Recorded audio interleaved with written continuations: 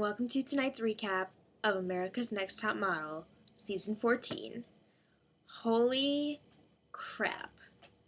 This episode was insane, but before we get to tonight's episode, last time the girls had to make conversation with Nigel Barker, who was pretending to be a shy model, and they had like this crazy tranny photo shoot, and Tatiana was sent home.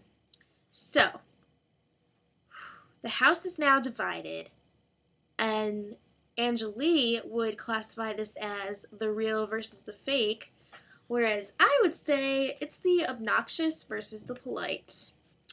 So there were some amazing quotes that I pulled out of this episode. They're kind of like, I don't know, I'm going to have to start working these into my daily vocabulary because, oh my god, these quotes blow my mind. So the first one, Angelique was like, "So how does it feel being in the bottom, Raina and Brenda? It don't feel good, do it?"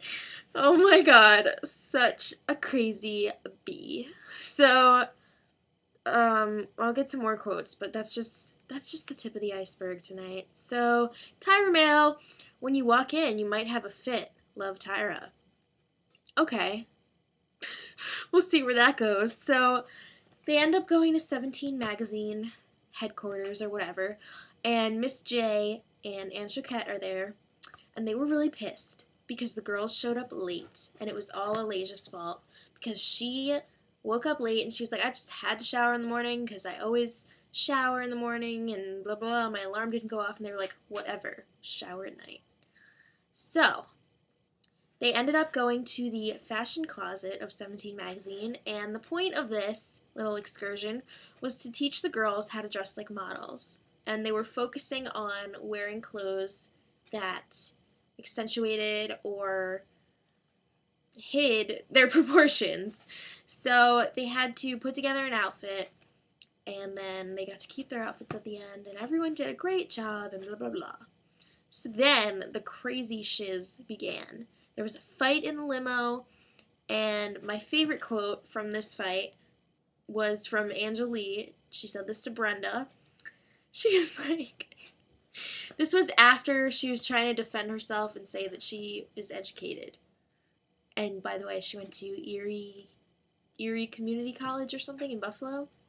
It's a great education. So she was like, "You uneducated and you ignorant and you rude." It was just amazing. Like, you have to look up this episode on the internet if you haven't actually seen it because it was just like so good. And then she had an even more intelligent statement when back at the house she said, "When you living with girls, now especially females," what other kind of girls are there? I'm pretty sure all girls are females, but okay. Okay, time for another Tyra Mail. It just said, "Ding dong." There was a message at the door. There was some sort of messenger. At first I thought it was Gwen Stefani, but it wasn't. And it was from Tinsley Mortimer, a socialite slash designer. She was having a handbag line launch party, and the challenge was, well, first of all, they went to the party, and Mr. J was like, "Yeah, you're going to all have one-on-one time with Tinsley, and you're going to be judged on your style for the evening and your personality."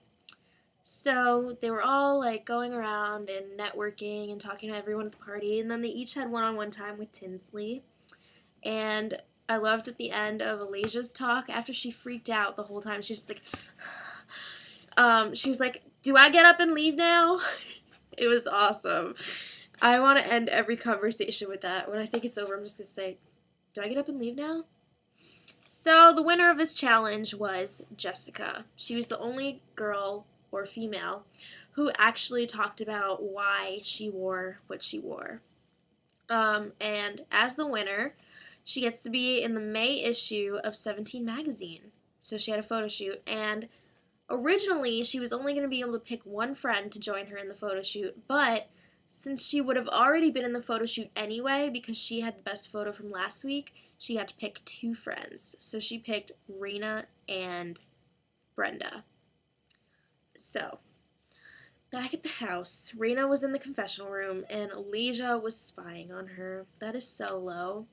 So then, It's 11 o'clock. It's 11 o'clock. Thank you, MacBook Pro. So Raina left, and she saw that Alasia was right there, and she was like, what? So then Alasia went in the room, and Raina spied on her, still not very classy. And Alasia had a great quote, once again. She said in the confessional, y'all fake the end, we ain't gonna discuss it. So good. Alright, another Tyra mail. It's time to take your campaign underground. Love Tyra. So obviously that means they're gonna be in the subway. And yeah, it was the first CoverGirl shoot of the season, and it was for Smoky Shadow Blast. And the photographer was Mike Ruiz. And you know who else was there? Nicole, last season's winner. I love her. She's so pretty.